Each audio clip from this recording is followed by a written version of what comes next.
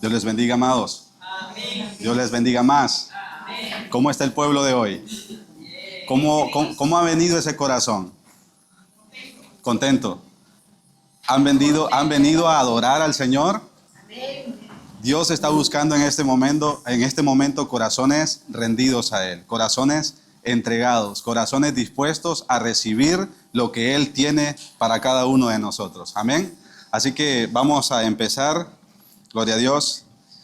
Y la prédica o el estudio de hoy le he titulado La elección de Dios, y como subtítulo, Dios obra en corazones rendidos a Él. Gloria a Dios. Así que vamos a leer el primer pasaje como referencia. Primera de Corintios capítulo 1, versículo 26 al versículo 29. Los que tienen sus Biblias físicas y los que la tienen en la aplicación en su teléfono, me gustaría que hagamos partícipe de ellas. Amén, gloria a Dios. Primera de Corintios capítulo 1, versículo 26 al versículo 29.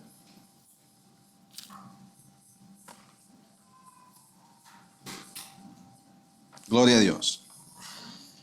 Su palabra la leemos honrando al Padre, al Hijo y al Espíritu Santo, y su letra dice: Pues mirad, hermanos, vuestra vocación, que no sois muchos sabios según la carne, ni muchos poderosos, ni muchos nobles, sino que lo necio del mundo escogió Dios para avergonzar a los sabios, y lo débil del mundo escogió Dios para avergonzar a lo fuerte. Y lo débil del mundo, y lo vil del mundo, y lo menospreciado, escogió Dios, lo que no es, para deshacer lo que es, a fin de que nadie se jacte en su presencia. Gloria a Dios. Ahora sí vamos a orar y vamos a dedicar este tiempo al Señor. Me gustaría que oremos para que el Señor, a través de esta palabra, Él sea honrado, sea glorificado, y que nuestros corazones puedan ser rendidos a Él. Amén. Buen Dios y Padre que estás en los cielos, gracias, Señor, te damos en este momento, Señor precioso, que nos permites estar reunidos aquí, tu iglesia, para honrar, glorificar, para exaltar tu santo y bendito nombre, Señor. En este momento te pedimos, Dios, que prepares estos corazones, que sea tierra fértil para que esta semilla, Señor, pueda caer y pueda germinar y pueda dar el fruto que tú esperas, Señor. Fruto al 30, al 60 y al 100 por uno, Señor. Te pedimos, Señor, que seas tú glorificado, exaltado, Señor, y que esta palabra, Señor, Padre, pueda cumplir su propósito y que no, Padre, regrese vacía, Señor. Así que te pido, Dios, que nos guíes con tu palabra, Señor. Es ahí donde encontramos, Señor, nuestra vida, la vida que tú nos estás, Señor, ofreciendo a cada uno de nosotros. Que tu palabra, Señor, sea exaltada, que tu palabra sea reverenciada y que tu palabra, Señor, sea escuchada en este momento. En el nombre poderoso de Jesús, amén, amén y amén. Gloria a Dios. ¿Cuántos le regalan palmas al Señor?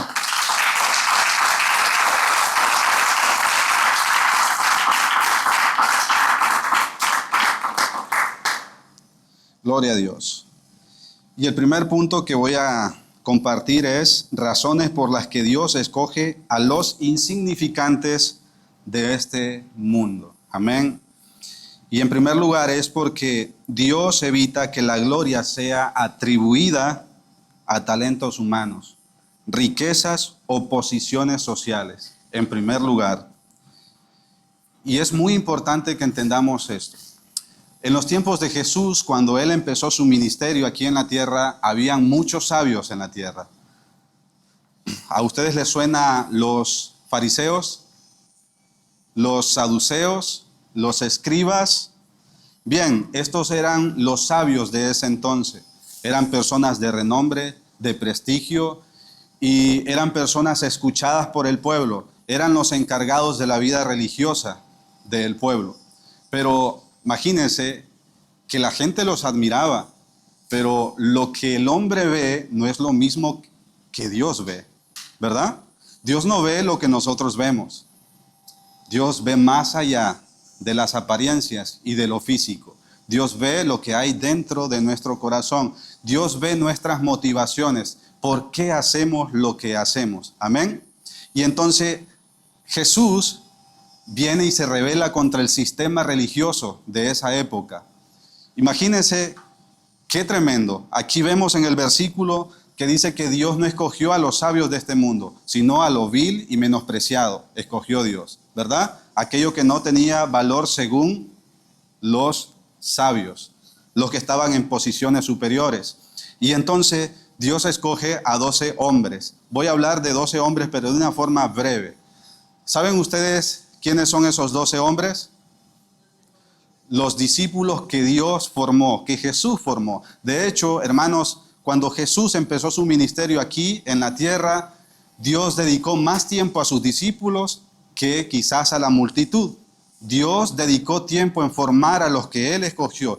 Pero, hermanos, la forma como Dios escogió a estos hombres realmente es digno de admirar. Para que nosotros entendamos por qué Dios escoge a hombres comunes y corrientes y no a personas que están en posiciones grandes, elevadas. Por ejemplo, a personas famosas. Y, hermanos, me llama la atención de que Dios escogió a pescadores. No solamente a pescadores, escogió a celotes y escogió a cobradores de impuestos. Los cobradores de impuestos eran personas nacidas en Israel, eran ciudadanos de Israel, pero empezaron a trabajar para el reino opresor. Para ese entonces el Imperio Romano era el más grande de todos. Israel estaba controlado por Roma. Y entonces ponían, hermanos, impuestos demasiado elevados que la gente no podía prosperar y a veces no llegaban incluso para pagar los impuestos del mes. Y así vivían oprimidos. Y entonces aquí encontramos a un hombre que se llama Leví, es decir, Mateo. ¿Alguien ha leído el libro de Evangelios de Mateo? ¿Alguien lo ha leído? ¿El libro de Mateos?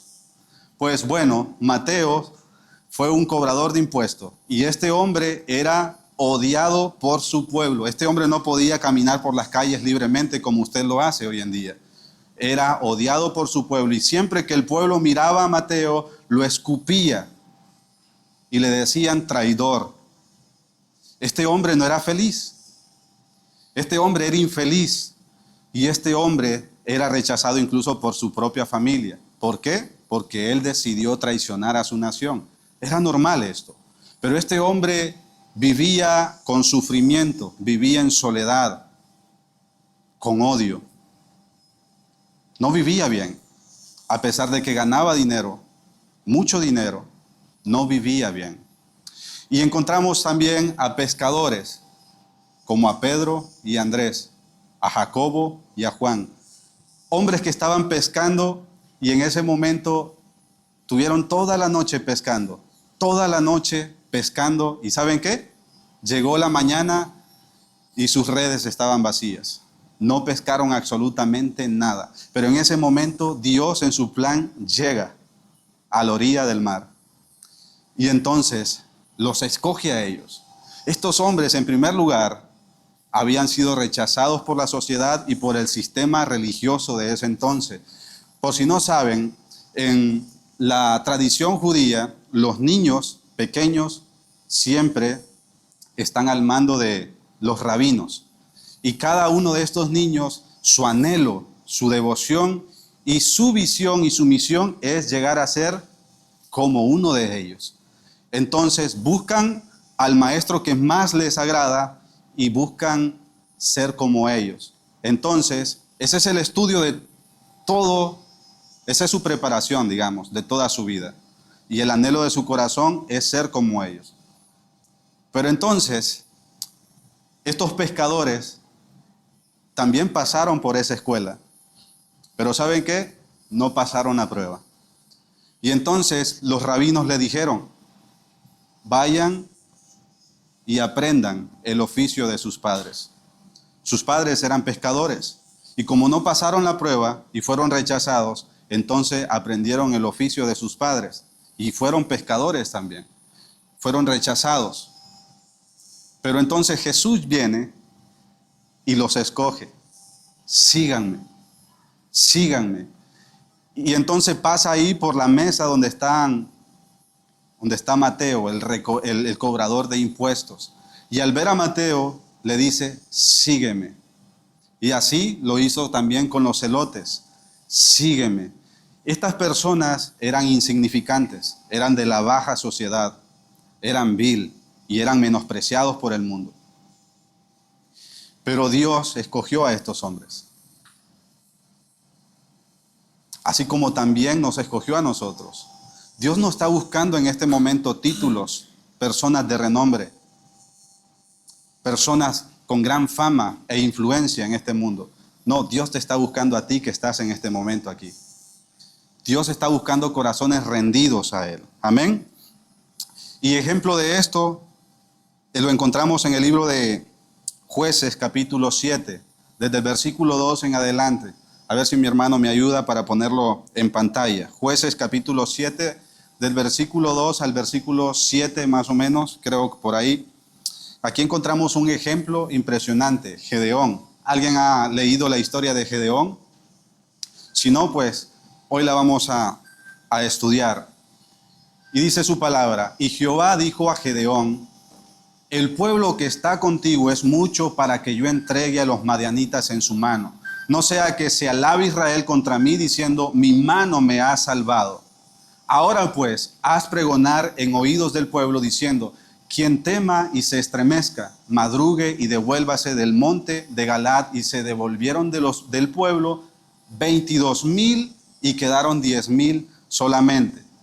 Y Jehová dijo a Gedeón, aún es mucho el pueblo, llévalos a las aguas y ahí te los probaré. Y del que yo te diga, vaya, esté contigo, irá contigo. Mas de cualquiera que yo te diga, este no vaya contigo, el tal no irá. Entonces llevó el pueblo a las aguas y Jehová dijo a Gedeón, cualquiera que lamiere las aguas con su lengua, como lame el perro, aquel pondrás aparte. Asimismo, cualquiera que se doblare sobre sus rodillas para beber. Y fue el número de los que lamieron llevando el agua con la mano en su boca, 300 hombres, y todo el resto del pueblo se dobló sus rodillas para beber las aguas. Entonces Jehová dijo a Gedeón, con estos 300 hombres que lamieron el agua os salvaré y entregaré a los madianitas en tus manos, y váyase toda la demás gente, cada uno a su lugar. En primer lugar, Gedeón logró reunir a 32,000 hombres para la batalla. Pero el Señor le dijo, no, son muchos. Diles que se devuelvan. Y se devolvieron, ¿cuántos? 22,000 al principio. Y después el Señor le dijo, no, todavía son demasiados. Y se redujo el número de 32,000 a solamente 300 hombres contra un ejército grande. Israel para ese entonces, hermanos, estaba en hambruna porque había escasez de alimentos. Y entonces, lo poco que ellos podían cultivar, los madianitas venían y se lo llevaban. Y entonces Dios escogió a un hombre de entre ese pueblo que a sus ojos, él se veía como el más insignificante de toda su familia, y es Gedeón. Y él decía, Señor, yo no soy digno de esto. Este hombre era el más insignificante de toda su familia y era un trabajador del campo. Mas sin embargo, Dios no vio estatus. Dios vio a un hombre que iba a formar. Vio a un hombre que estaba dispuesto a hacer la obra que él le pedía. Imagínese usted, un ejército grande enemigo requiere ¿de qué? De un gran ejército de nuestra parte para poder vencerlos. Y no el mismo número que el ejército enemigo tiene, sino aún más para vencerlos, ¿verdad? Esa es la lógica humana. Pero el Señor le está diciendo, diles que se vayan, porque son muchos. Y se van 22,000. Imagínese usted, este hombre diría, Señor, pero ¿cómo voy a derrotar a este pueblo si son demasiados? Y son muchos los que se nos han ido. Y aún el Señor todavía responde, todavía son muchos. Diles que todavía se devuelvan. Y solo quedaron 300 hombres. Pero ¿saben qué? Este hombre no dijo absolutamente nada. Decidió confiar en el plan de Dios y en la estrategia de Dios. Dios le dijo, no quiero que el pueblo piense que esta victoria que obtendrán ustedes es por sus méritos y su fuerza. Yo quiero que ellos vean que soy yo el que los libro, que es mi mano poderosa obrando en ustedes y no ustedes mismos. Y entonces sucedió, hermanos, lo impensable, lo que es imposible lógicamente para el hombre. Dios redujo su ejército y entonces Israel, entendiendo que la victoria era de Dios y no de ellos mismos, Dios les dio la fuerza. Imagínense esto. Si usted lee en casa más adelante, Israel no tuvo que luchar. Qué impresionante esto. Israel no luchó, no fue a la guerra, mas sin embargo fue vencido el ejército enemigo. ¿Por qué? Porque la victoria es de Dios y no de nosotros. Entonces Dios escoge vasijas rotas y no es que Él viene y pone cada pieza en su lugar, sino que lo hace de nuevo. Pablo dijo, Dios nos hizo de barro para que la excelencia del poder no sea de nosotros, sino de Dios. Y yo pregunto, ¿por qué Pablo dijo estas palabras? ¿Por qué en vez de decir somos vasijas de barro, no dijo somos vasijas de plata o de oro? Lo cual usted puede tirar en el suelo y no se quiebra. Mas sin embargo, él dijo somos vasijas de barro. Porque es ahí donde Dios, hermanos, es ahí donde Dios manifiesta su poder, en lo débil, en lo débil. Lo importante no es el frasco, no es el recipiente, sino lo que está dentro de ese recipiente. Eso es lo importante. Cuando usted le ofrece un vaso con agua a la persona, para la persona no es importante el vaso, sino el contenido que va dentro. Amén. Porque eso es lo que sacia la sed de esa persona. Pues entonces lo mismo sucede con nosotros. No somos tan importantes a nuestros propios ojos. Pero el valor está en lo que Dios ha puesto, ha depositado en nosotros, en lo que está dentro de nosotros. Y yo pregunto a cada uno de ustedes, ¿qué es lo que Dios ha depositado en tu corazón? ¿Qué es lo que Dios ha depositado en tu templo? Para darles una pista, Salomón construyó el templo de Dios, donde iba a adorar todo el pueblo.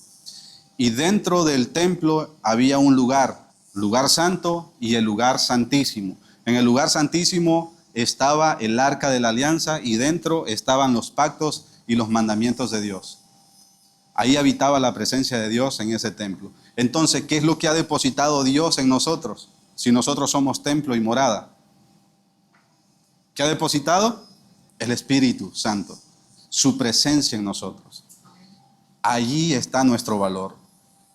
No en lo que somos, sino en lo que Dios ha depositado en nosotros. Amén.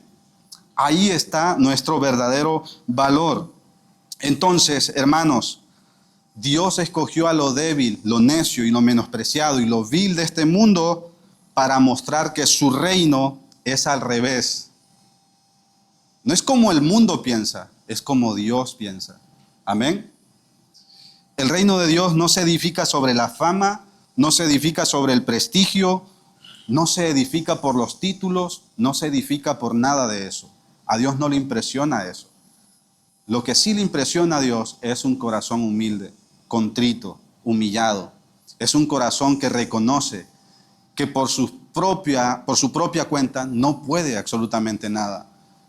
Cuando a una persona le diagnostican cáncer, ¿esta persona tiene el control de su enfermedad? No. No puede hacer absolutamente nada. ¿Para qué? Para erradicar el cáncer. Es ahí donde esa persona se da cuenta que es una persona que no tiene el control de su vida. Y es ahí donde empieza a ver hacia arriba. Y mira que arriba hay una persona que es superior y que tiene el control de todo. Y ese es Dios. y es el único que puede sanar a esa persona de un cáncer. Y pongo este ejemplo para que entendamos que no somos tan especiales como creemos. El problema de los fariseos fue eso, pensar que eran demasiado especiales. Miraban a las personas de la baja sociedad por debajo de sus hombros. Menospreciaban a estas personas. Pero ¿saben qué? Jesús no hace eso. Jesús no ve como el hombre ve. Jesús no mira tu posición. No mira tu estatus social. Dios no mira tus títulos. Dios no dice, esta persona es famosa, a esta persona voy a escoger para llevar mi mensaje, para que las personas se conviertan, para que las personas sean salvas.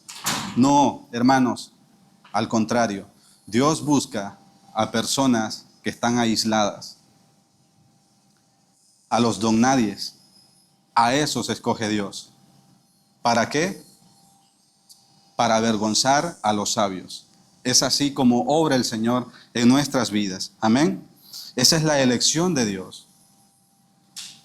Entonces, Dios busca a personas sin nombre, sin letra. ¿Para qué? Para exaltar la gracia. Israel, los fariseos, se creían tan superiores a los demás que no, hermanos, no disfrutaban la gracia de Dios. No miraban la misericordia de Dios. No miraban las bendiciones. Ellos creían que no las necesitaban. Ellos se creían justos. Pero el Señor les dijo, serpientes, víboras, víboras. Eso les dijo el Señor a los fariseos.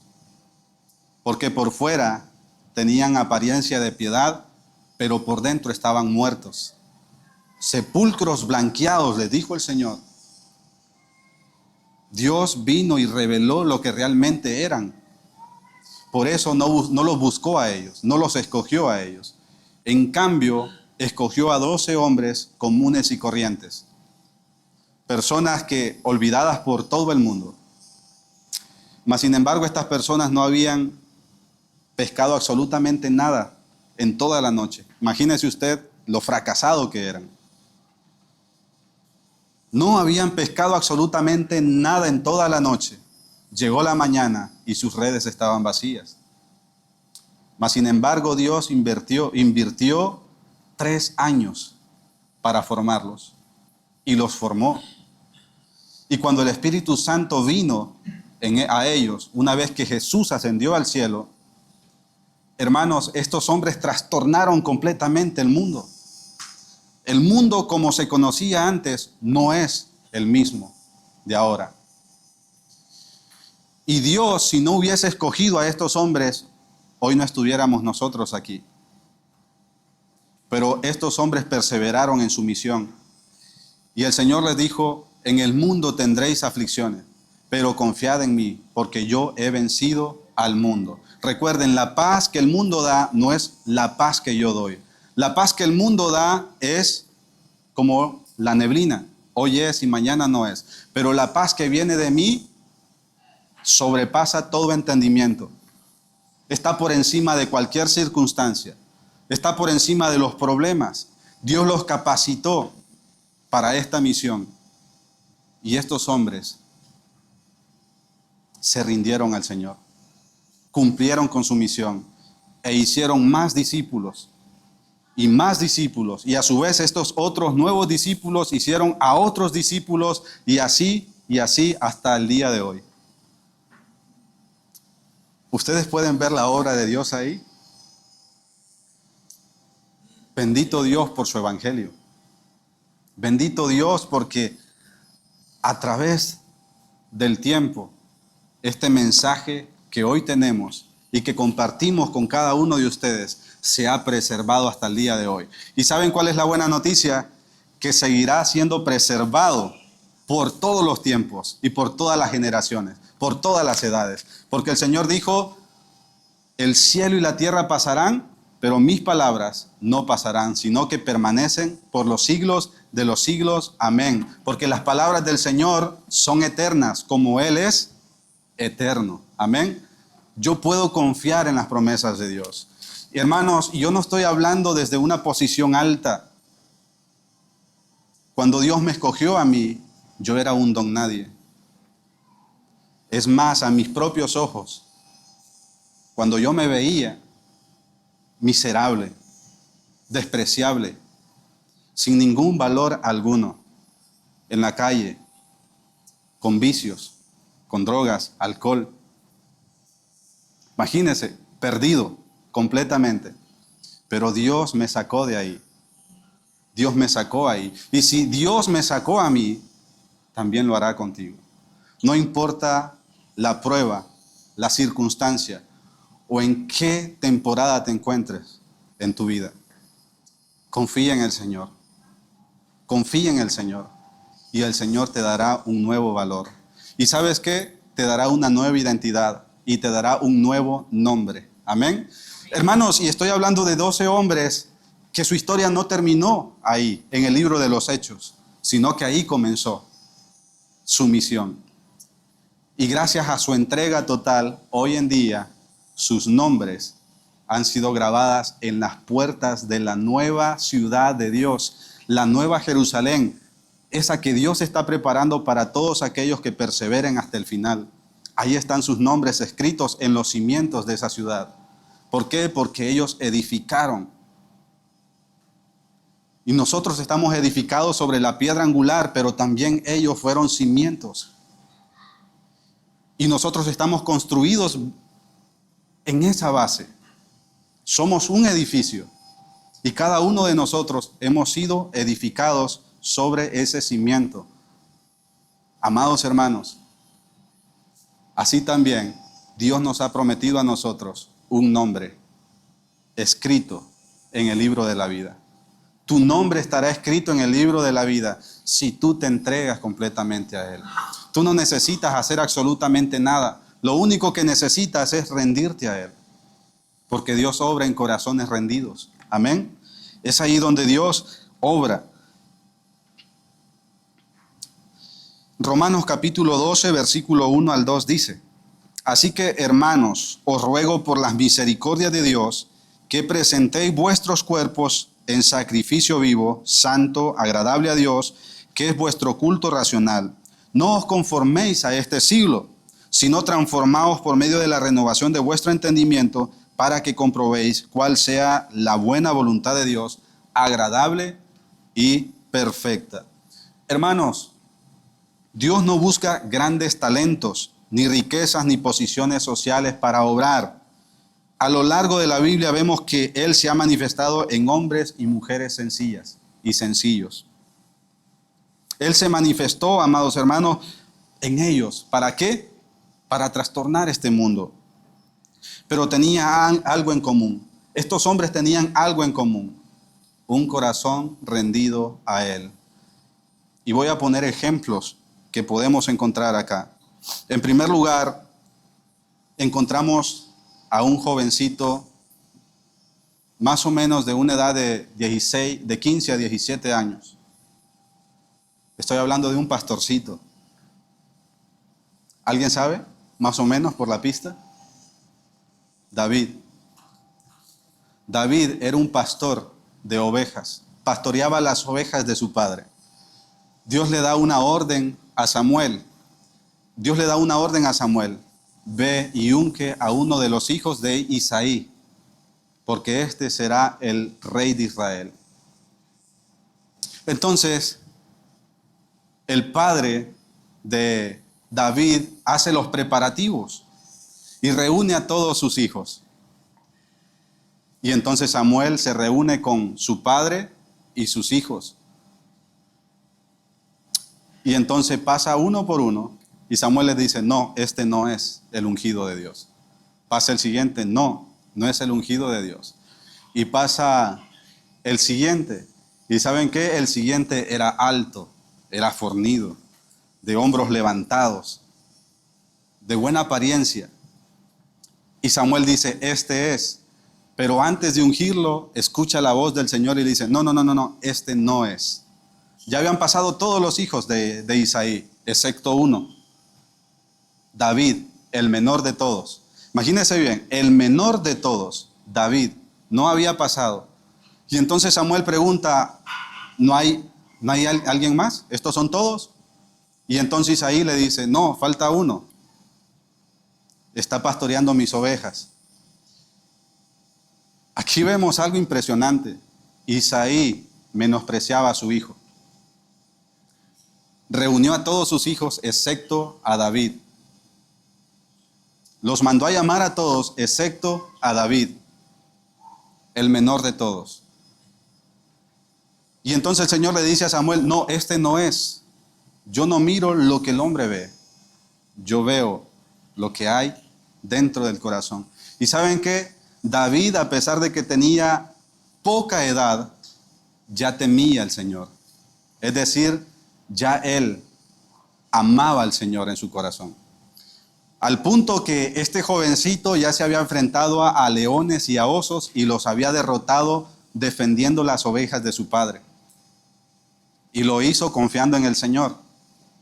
Y entonces Samuel le dice, ¿no hay nadie más? Sí, hay uno más, el pequeño. Bueno, mándalo a llamar. Y cuando lo mandaron a llamar, sí, Samuel lo ungió. Este es el escogido de Dios, el ungido de Dios. Dios escogió a este pastorcito, menospreciado por su padre, pero ¿saben por qué lo escogió Dios? En primer lugar, porque era un hombre, un joven entregado a Dios, en primer lugar. Hacía la voluntad de Dios. Segundo, porque a pesar de que él sabía que su padre lo menospreciaba, él estaba dispuesto a dar su vida con tal de defender las ovejas de su padre. ¿Ven? Dios no ve lo que el hombre ve. Dios ve lo que hay dentro. El menospreciado fue el escogido de Dios. Y vemos en qué se convirtió este joven. En rey de Israel. ¿Y saben qué? No se queda ahí la historia. Hasta el día de hoy es el rey más importante y el mejor rey que ha tenido Israel hasta el día de hoy. Qué impresionante lo que Dios hace. Y a través del reinado de David, Israel fue victorioso. Muchos enemigos se levantaron contra la nación de Israel y fueron derrotados. ¿Por qué? Porque Dios estaba con David. Entonces, hermanos, yo quiero que entendamos aquí que cuando tú te entregas, rindes tu corazón al Señor, Dios te dará la victoria sobre cualquier circunstancia, sobre cualquier problema que estés enfrentando. Yo no sé cuál sea el problema que alguno de los que están aquí pueda estar enfrentando en este momento, pero si tú entregas tu corazón a Dios, Dios te dará la victoria sobre eso. Amén.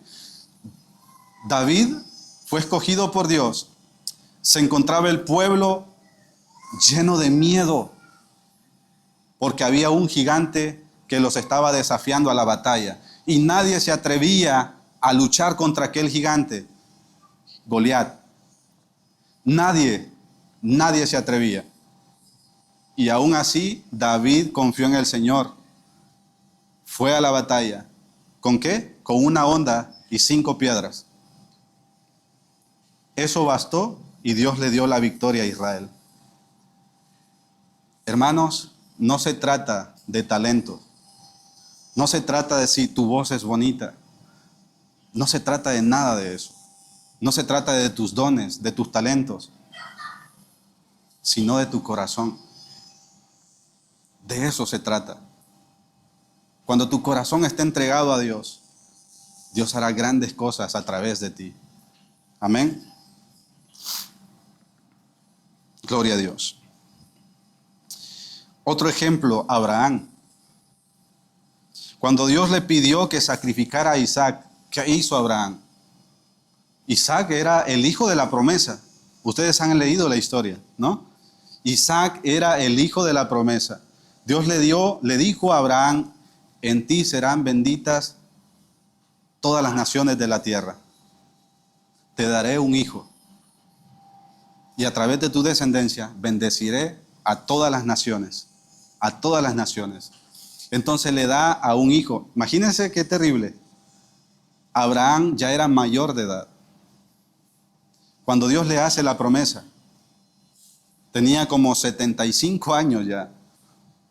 Y casi la misma edad tenía su mujer, su esposa. Pero él decidió confiar en la promesa. ¿Saben cuánto tardó en cumplir Dios esa promesa? 25 años. ¿Cuántos años tenía Abraham entonces? Cuando se cumplió la promesa. 100 años. 100 años. Ahora, no quiero que medite de una forma espiritual. Use la lógica. ¿Es posible esto? Que un hombre pueda concebir un hijo a esa edad. Y ya no piense solamente en el hombre, sino en la mujer. ¿Podrá la mujer salir embarazada a esa edad?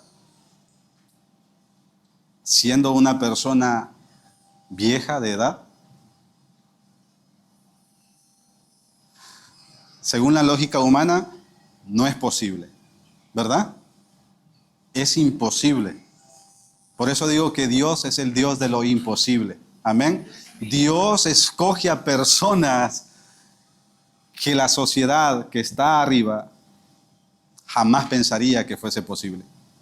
Por eso Dios escogió lo vil y menospreciado del mundo para avergonzar a los sabios. Y entonces Dios le da un hijo, Isaac, en su vejez. Y entonces Dios le pide algo grande a Abraham, que sacrifique a su hijo, a su único hijo.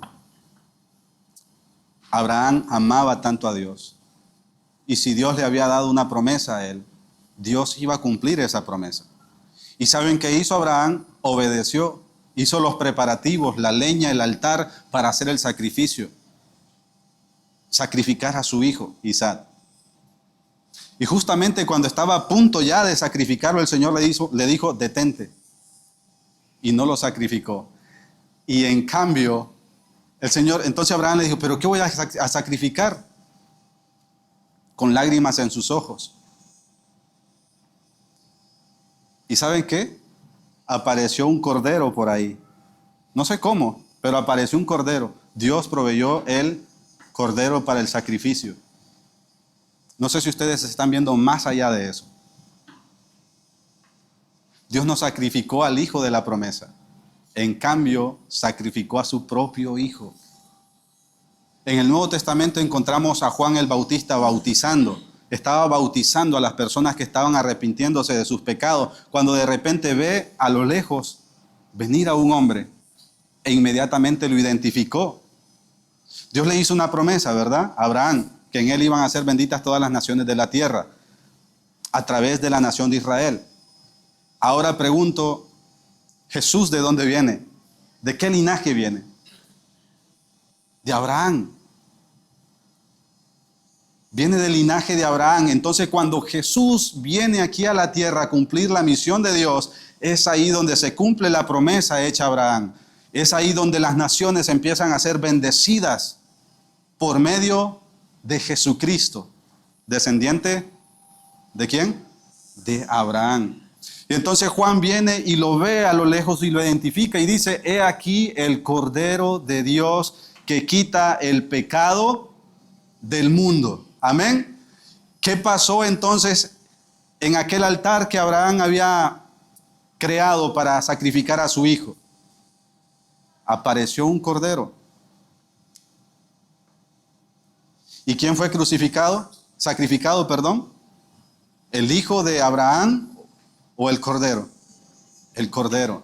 Desde ahí, desde el Antiguo Testamento, Dios nos está presentando a Jesucristo. No solamente a través de sacrificios, sino a través de los rituales y las ceremonias que se hacían en el Antiguo Testamento. Desde ahí Dios nos está apuntando a Jesucristo. Amén. Y entonces, hermanos, a través de Cristo, todos hemos sido bendecidos. Ese niño, ¿dónde nació? En Israel. Hoy Israel está bajo ataque. Y muchos podrían decir, bueno, son genocidas. Pero tenemos que ver más allá de todo eso. porque esto, hermanos, más que físico es espiritual y es profético también. Les recomiendo que lean el libro de las Revelaciones, Apocalipsis, para que se den cuenta las profecías que están ahí, el cumplimiento de las promesas de Dios y el plan de Dios para con Israel. Dios ha establecido desde el Antiguo Testamento que Israel iba a estar bajo ataque y que iba a quedar solo por todas las naciones. Todas las naciones iban a odiar a Israel y esto se está cumpliendo al pie de la letra. Hoy Israel está siendo menospreciado, hoy Israel está siendo odiado, pero Dios tiene un plan para con esa nación. Y recuerden que el Salvador del mundo vino de esa nación. Y a través de esta nación nosotros hemos sido bendecidos, porque es la nación de Abraham. Amén. Es la nación de Abraham. Quiero que entendamos eso. Y el segundo ejemplo, el tercer ejemplo, ya para ir terminando, hermanos, María, la madre de Jesús. Encontramos en el libro de Lucas, capítulo 1, versículo 38, esta confesión de esta mujer que hizo la voluntad del Padre. Y encontramos aquí estas palabras: hágase conmigo conforme a tu palabra. Hágase conforme a tu palabra. El Señor, a través de una visión, a través de un ángel, le dijo que a través de su vientre iba a nacer el Salvador. Ella no tenía que tener relaciones sexuales, porque iba a ser obra del Espíritu Santo. Otra vez aquí, si usamos la lógica humana, eso es imposible. Pero Dios no se mueve por lo que nosotros vemos. ¿Y qué dijo esta mujer? Hágase conmigo conforme a tu palabra. Hermanos, su rendición permitió que el Salvador viniera al mundo.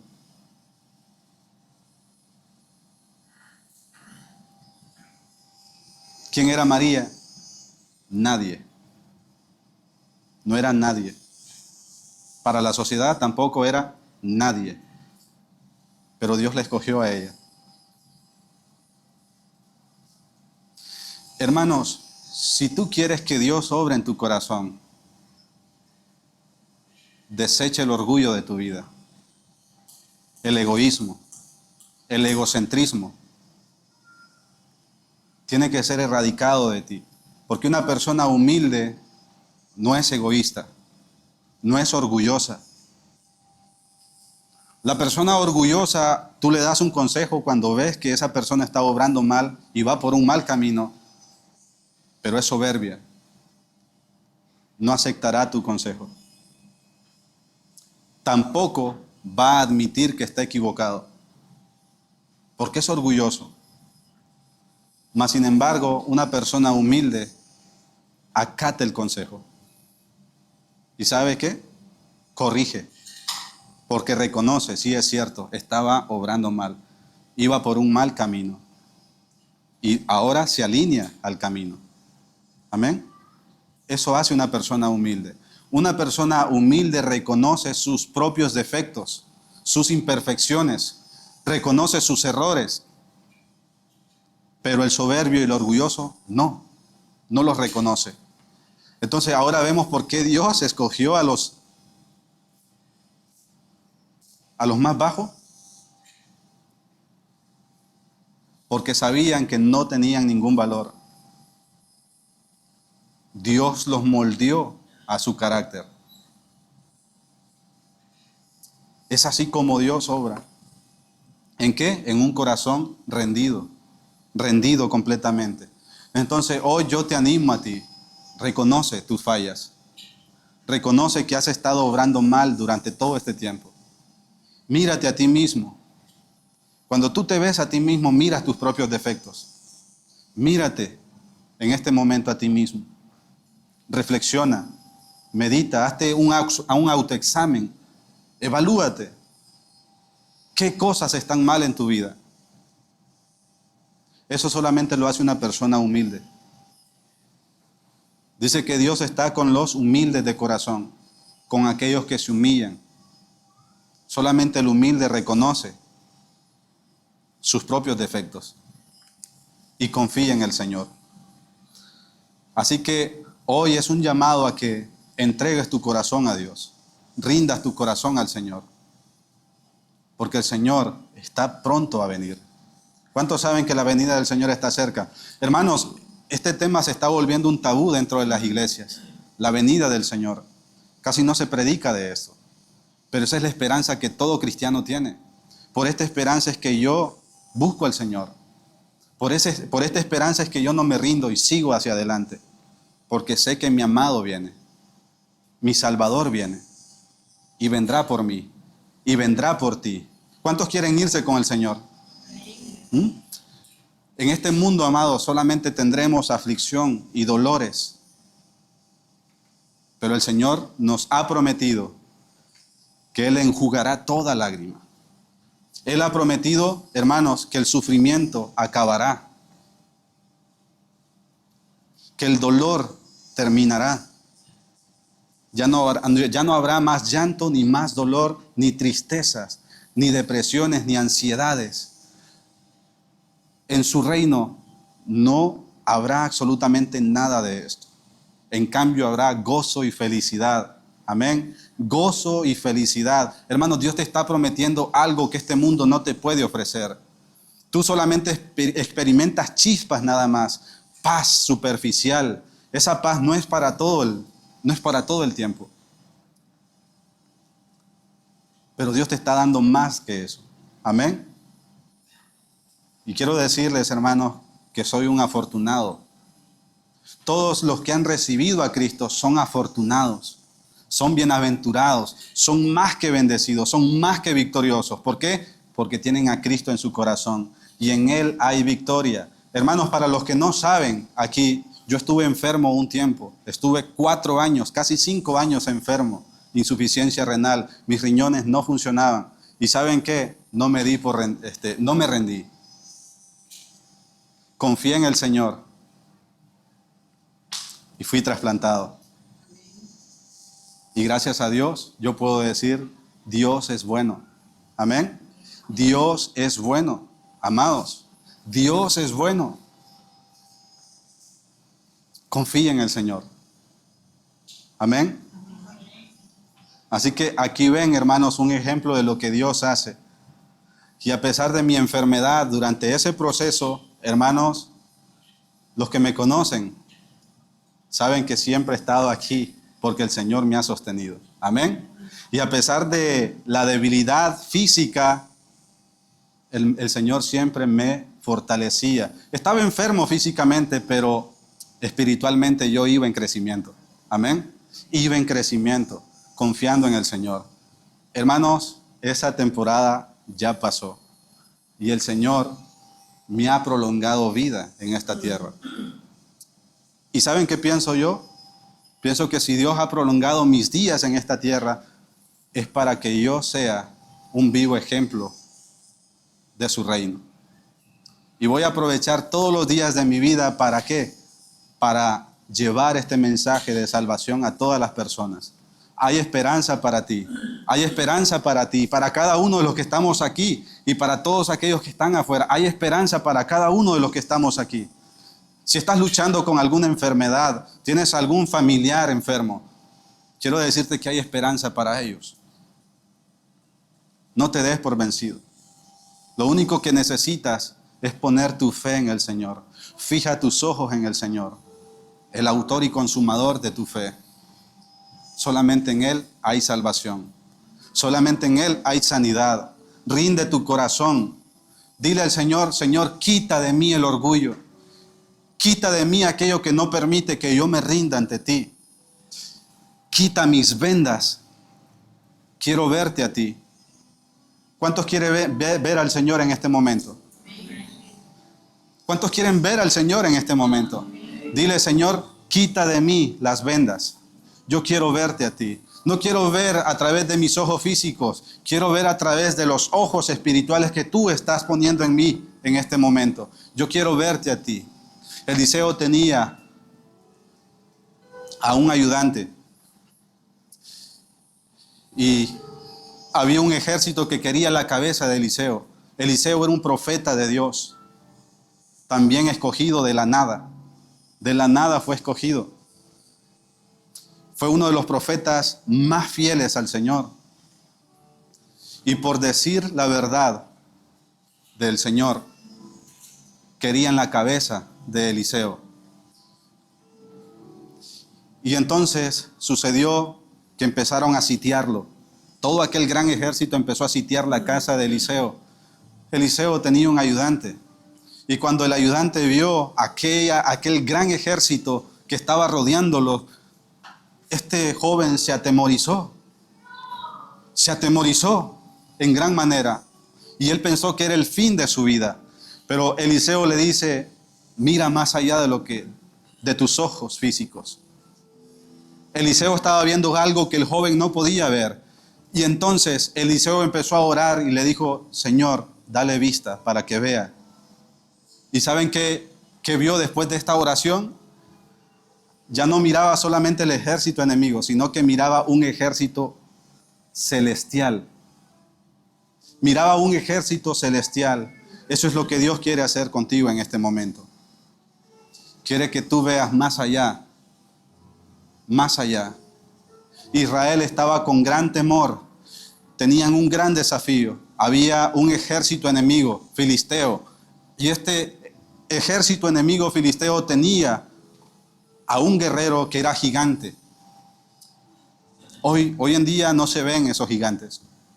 Pero había un gran hombre gigante y guerrero, impetuoso. Israel no podía combatir contra este hombre. Pero el Señor les dio la victoria y lo hizo a través de un joven, David, al cual Dios escogió. Y cuando David derrotó a este gigante, todo el pueblo empezó a ver las maravillas de Dios. Empezó a ver que Dios es grande. Hoy te animo a que veas más allá de tus ojos. Pon tu fe en el Señor. Pon tu fe en Jesús. Y dile, Señor, me rindo a ti. Me entrego a ti. Haz conmigo conforme a tu voluntad.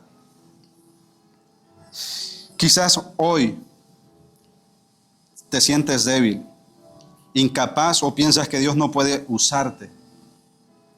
Pero la clave no está en nuestra capacidad, no está en tu capacidad, sino en tu rendición. Es ahí donde está.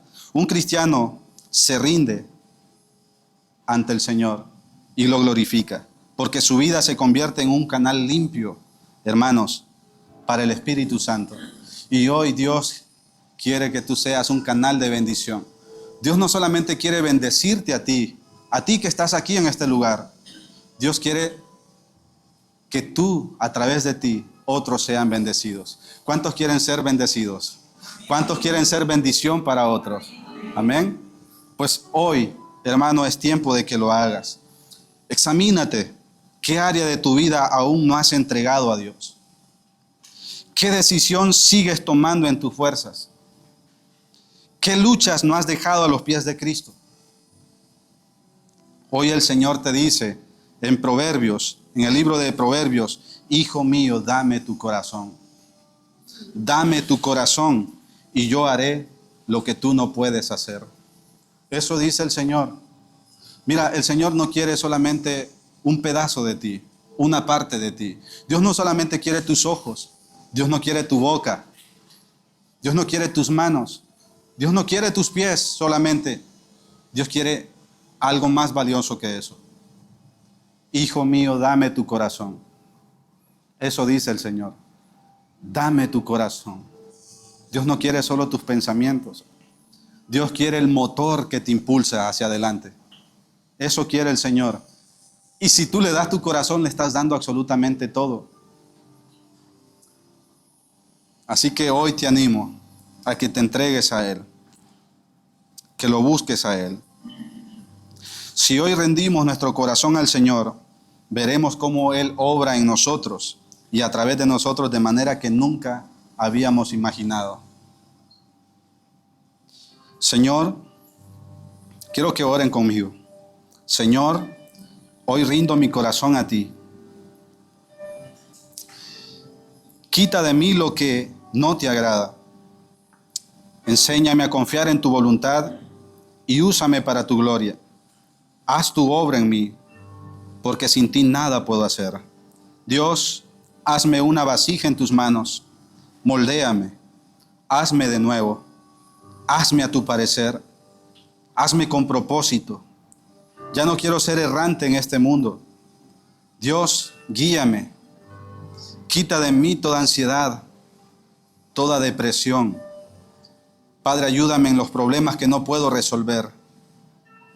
Padre, yo te pido en este momento que me uses para tu gloria. Quiero ser un instrumento en tus manos.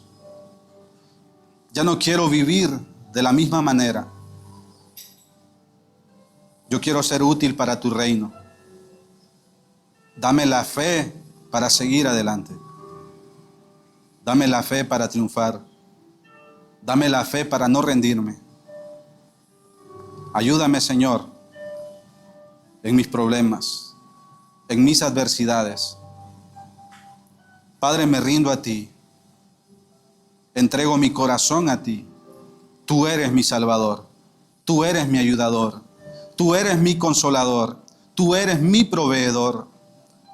Dios, tú eres el dueño de todo, del oro y de la plata, el creador de los cielos y de la tierra. Reconozco que tú eres el Todopoderoso, que sin ti nada soy, que sin ti nada tengo. Pero si te tengo a ti, Señor, lo tengo absolutamente todo. En ti está la gracia que necesito.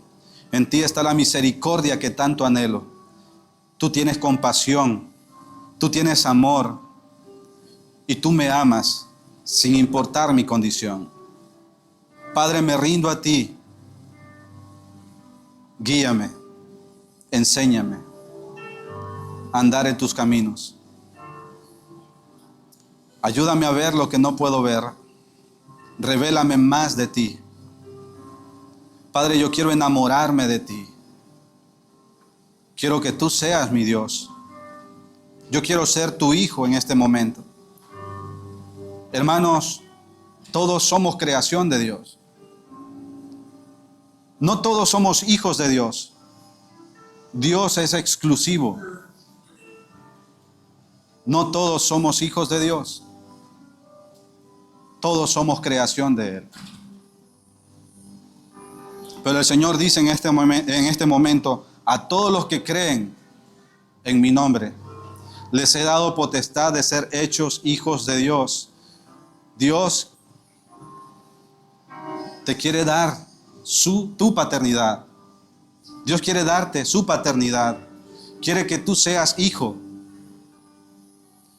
Ya no vivas como un huérfano sin padre. Es momento que vuelvas a Él, como el hijo pródigo lo hizo. El hijo pródigo reclamó su herencia. Se fue y gastó absolutamente todos sus bienes en este mundo, en los deleites y los placeres de este mundo. Pero cuando ya no tenía absolutamente nada y estaba comiendo de lo mismo que comían los cerdos, ahí recordó su condición, recordó de quién era hijo él. Y volvió a los brazos de su padre. Y su padre lo recibió con amor, con dulzura. Lo abrazó e hizo un banquete, hizo una fiesta en su nombre. He aquí, mi hijo estaba muerto, pero ahora está vivo y ha vuelto a casa.